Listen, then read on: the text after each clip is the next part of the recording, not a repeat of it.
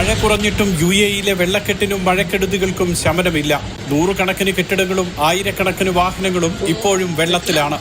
വെള്ളം കയറിയതിനാൽ ഷോപ്പിംഗ് മാളുകൾ അടക്കമുള്ള വ്യാപാര സ്ഥാപനങ്ങളും ദുബായിലെ വിവിധ മെട്രോ സ്റ്റേഷനുകളും അടഞ്ഞുകിടക്കുന്നു.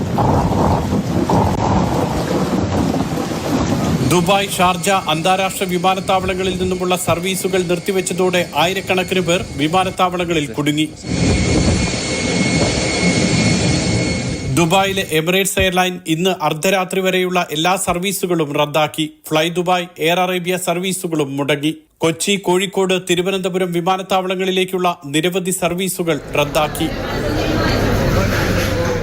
ഷാർജ, അജുമാൻ, ഫുജൈറ എന്നിവിടങ്ങളിൽ ഏക്കർ കണക്കിന് കൃഷി ഫാമുകൾ നശിച്ചു. ഷാർജയിൽ നിന്നും കൽബയിലേക്കുള്ള റോഡ് പൂർണ്ണമായി തകർന്നു.